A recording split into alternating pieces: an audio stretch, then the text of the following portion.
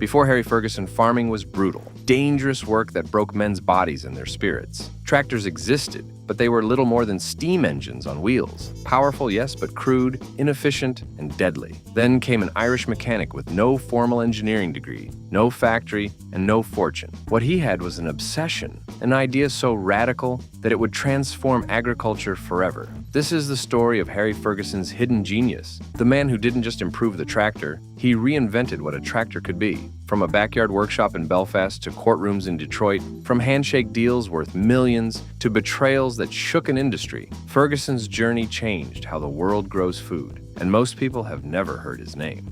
Chapter 1: The Belfast Dreamer.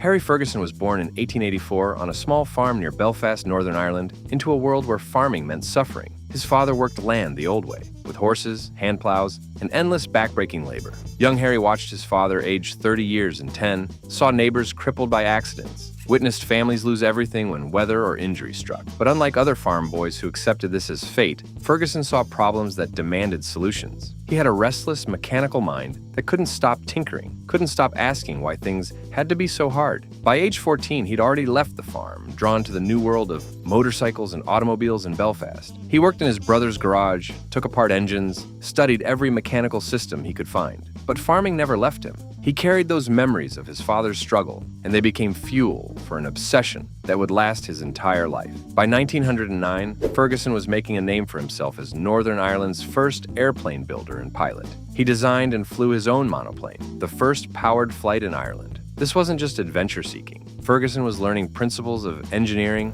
weight distribution, and control systems that would later revolutionize farm equipment. But even as he reached for the sky, his mind kept returning to the ground, to those fields where men still struggled with primitive tools. The tractors of that era were monsters, huge, heavy machines that weighed several tons, ran on steel wheels, and had no real connection between the implement and the tractor itself. They pulled plows the same way horses did, with chains and drawbars. If you hit a rock or a root, the plow stopped, but the tractor kept going, often flipping backward and crushing the operator. Hundreds of farmers died this way every year. Ferguson watched these machines and saw not progress, but a dangerous dead end. There had to be a better way. Chapter 2: The Three-Point Hitch Revolution. In 1925, Harry Ferguson had his breakthrough. Working in a small workshop with borrowed money and salvaged parts, he developed what he called the three-point linkage system. The concept seems simple now, but it was revolutionary. Instead of pulling an implement behind the tractor with chains, Ferguson attached it using 3 hydraulic arms that made the implement and tractor work as a single unit. 2 lower arms connected to the bottom of the plow, and 1 upper arm controlled the angle. But the genius was in the hydraulics and the geometry. Ferguson's system used hydraulic pressure to control the implement's depth and position automatically. When the plow hit hard soil, it sensed the resistance and adjusted itself. When it reached softer ground, it went deeper. The implement's weight was partially transferred onto the tractor's rear wheels, increasing traction instead of just dragging behind. This wasn't just convenient, it was a complete reimagining of how tractors should work. The journey to this breakthrough had been long and frustrating. Ferguson spent years observing how traditional tractors failed. He watched as heavy machines sank into wet soil, their massive weight working against them. He saw farmers struggle with implements that required 3 men and half an hour just to attach properly. He witnessed the terrifying moment when a plow caught on a buried rock, and the entire tractor reared up like a frightened horse, sometimes completing a full backward flip that crushed the operator beneath tons of steel. These weren't rare accidents. They happened regularly enough that every farming community had stories of men killed by their own equipment. The fundamental problem was that tractors and implements were separate entities fighting each other. The tractor provided power, the implement provided resistance, and the connection between them was nothing more than a rigid drawbar or chain that transmitted force in only one direction. When something went wrong, physics took over with deadly results. Ferguson's insight was that the tractor and implement needed to communicate, to work together as partners rather than adversaries. He began experimenting with different linkage configurations in his workshop, building scale models and testing them with springs and weights. He studied how forces flowed through mechanical systems, how angles affected leverage,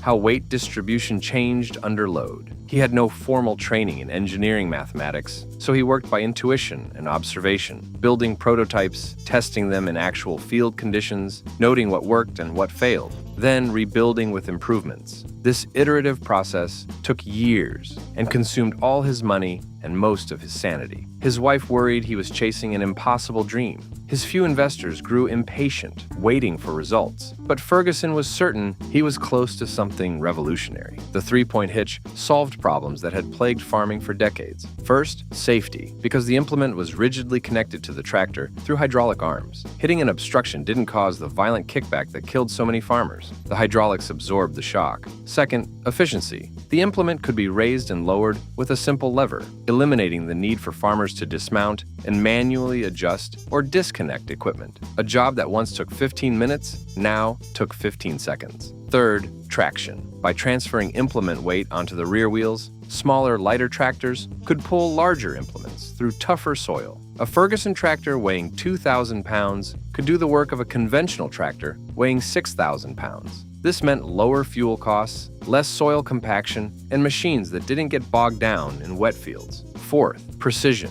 Farmers could control depth, angle, and pressure with unprecedented accuracy, leading to better plowing, planting, and cultivating. But understanding why the three-point hitch was revolutionary requires understanding what came before. Traditional tractor hitches were simple drawbar arrangements, essentially a heavy steel bar protruding from the rear of the tractor with a hole for a pin. The implement had a corresponding tongue that connected to this drawbar. When the tractor moved forward, it pulled the implement through brute force. This arrangement had several catastrophic flaws. The implement's entire weight rested on the ground, creating enormous friction that the tractor had to overcome. In wet or sticky soil, this friction could be so great that even powerful tractors bogged down. The drawbar connection also created a pivot point that allowed the implement to swing side to side, making straight plowing difficult and exhausting as the operator constantly corrected the tractor's path. Most dangerous of all, when the implement encountered an immovable obstacle, a buried boulder, a thick root, a ledge of bedrock. The implement stopped instantly, but the tractor's momentum continued forward. This created a fulcrum effect, where the stopped implement acted as a pivot point,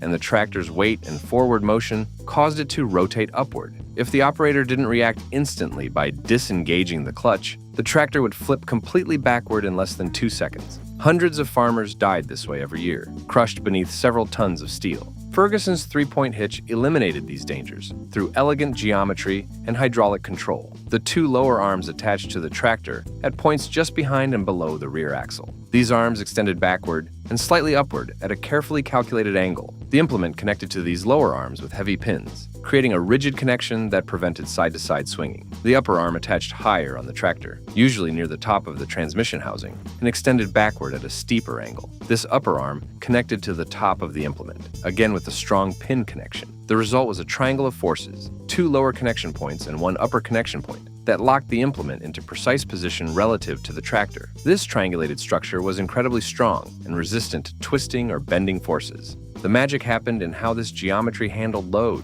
When the implement cut into soil and encountered resistance, that resistance manifested as an upward and backward force on the implement's cutting edge. In a traditional drawbar system, this force simply pulled backward on the tractor, requiring more engine power to overcome.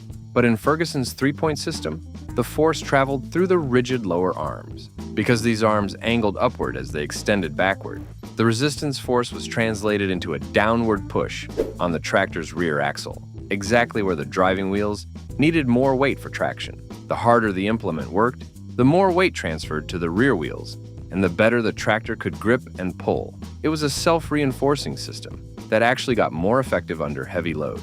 A lightweight Ferguson tractor weighing 2,400 pounds could, when properly hitched to a 2-bottom plow, effectively weigh 3,500 pounds on its rear wheels due to weight transfer.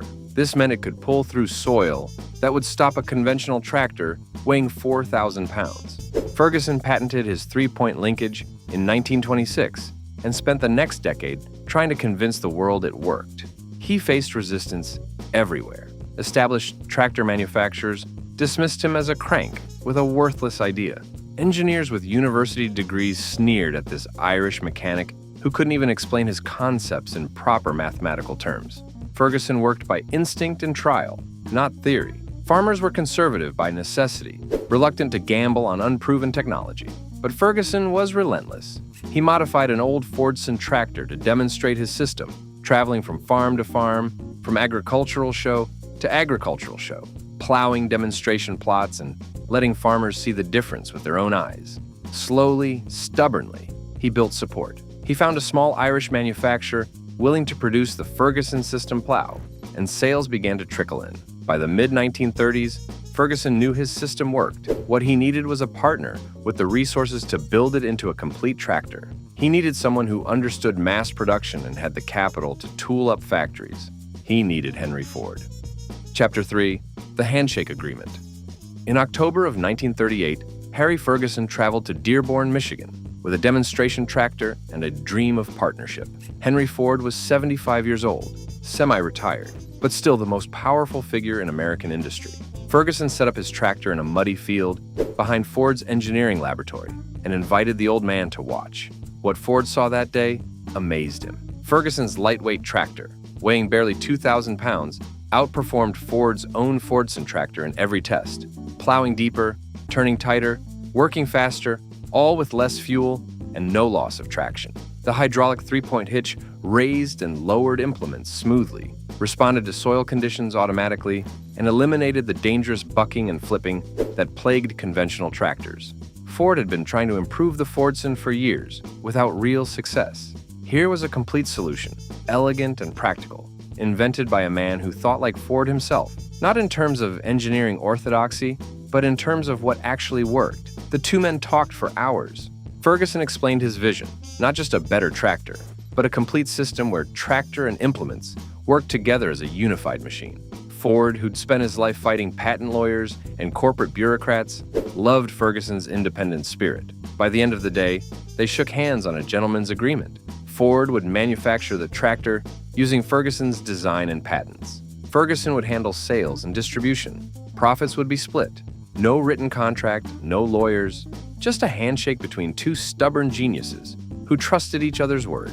It was a decision that would make both men fortunes and eventually destroy their friendship in the most expensive lawsuit in agricultural history. Production of the Ford Ferguson 9N began in 1939. It was unlike any tractor American farmers had ever seen. Small, nimble, weighing just over 2,300 pounds, powered by a four-cylinder engine producing 23 horsepower. It had the Ferguson three-point hydraulic hitch, making it compatible with dozens of specialized implements: plows, cultivators, mowers, loaders, and more. The 9N could do the work of 6 horses at a fraction of the cost, and it could do it all day without rest. Ford's mass production genius meant the tractor could be sold for under $600, half the price of comparable machines. Within months, demand exploded. Farmers who'd resisted tractors for years suddenly saw the future. The 9N was safe, affordable, versatile, and profitable. By the end of 1941, Ford had produced over 99,000 9N tractors. By the end of World War II, that number exceeded 300,000.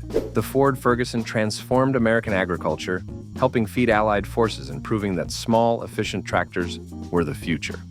Chapter 4. The Betrayal and the Lawsuit. But success bred tension.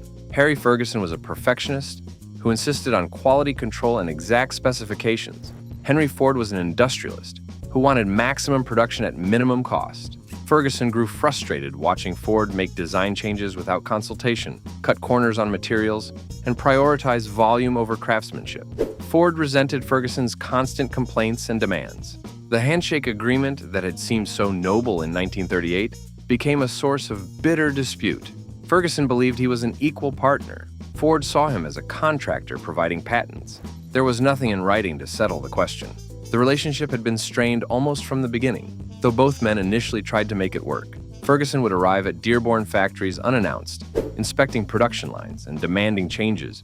When he found tractors that didn't meet his standards, he would reject entire batches of components if they varied even slightly from his specifications. Ford's engineers and production managers found Ferguson insufferable, an outsider with no manufacturing experience telling them how to do their jobs. They complained to Henry Ford that Ferguson was disrupting production, causing delays, and costing money with his perfectionism. Ford, who'd built his empire on efficiency and standardization, grew increasingly irritated by Ferguson's interference.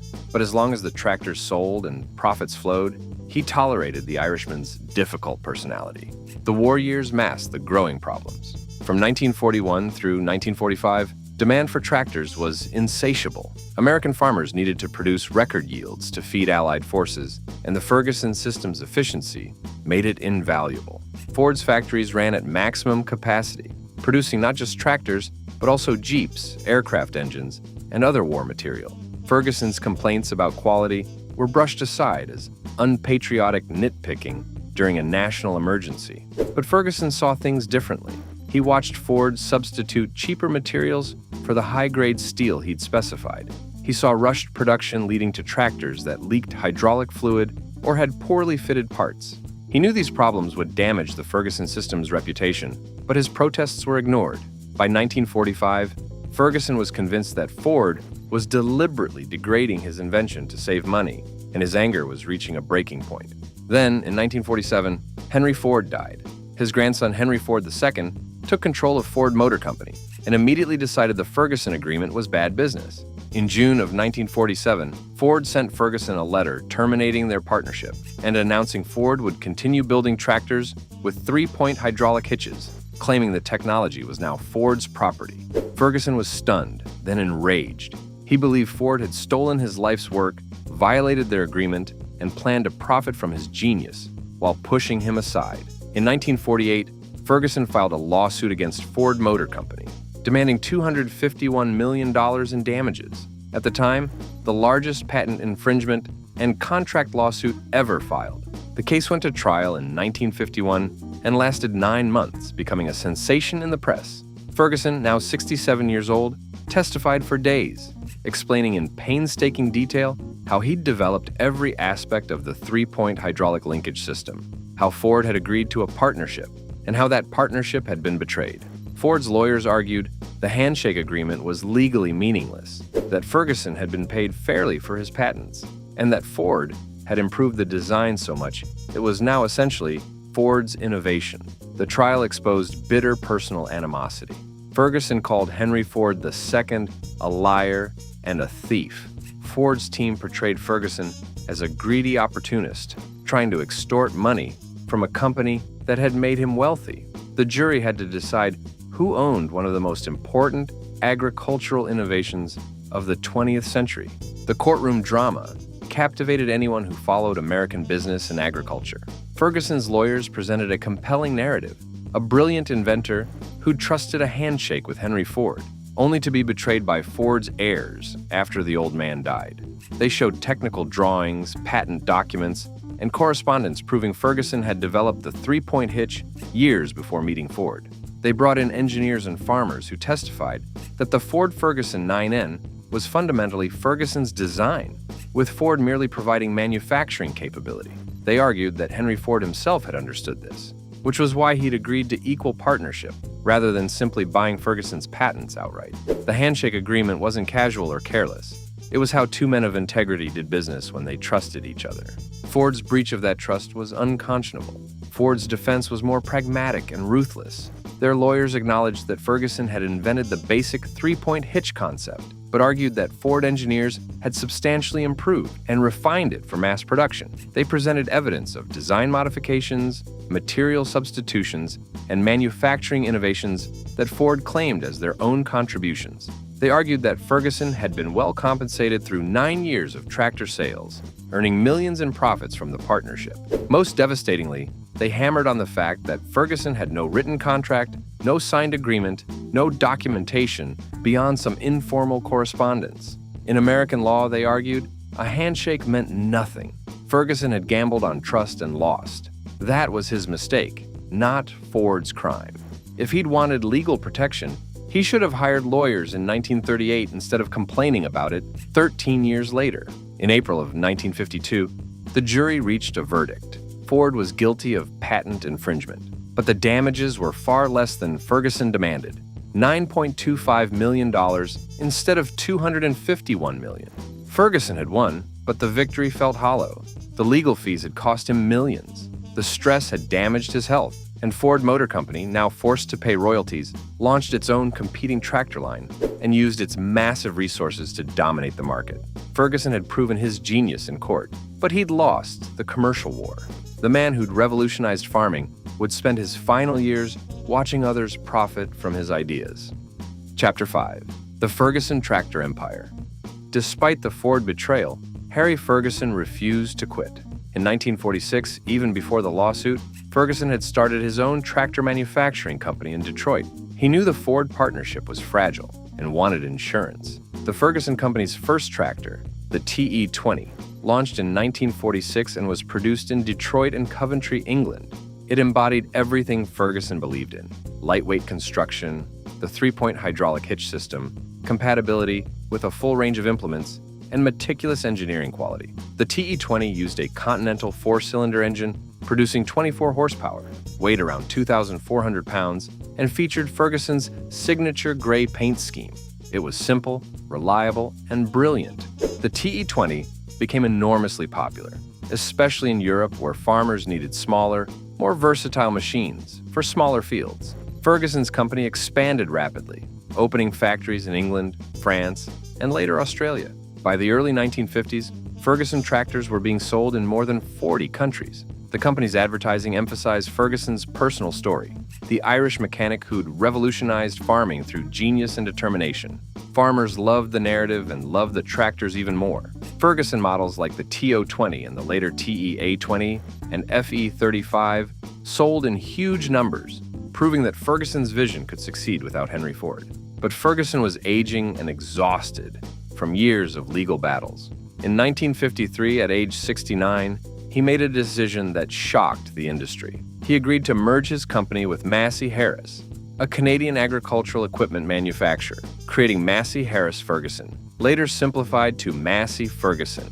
The merger gave Ferguson's designs the backing of a major corporation with global distribution networks. Ferguson himself became a consultant, but gradually stepped away from daily operations. His health was declining, and he wanted to ensure his legacy would survive. The Massey Ferguson brand would go on to become one of the most recognized names in agriculture, producing millions of tractors over the following decades. Every single one used variations of Harry Ferguson's three-point hydraulic hitch. Ferguson's personal life in these later years was quieter.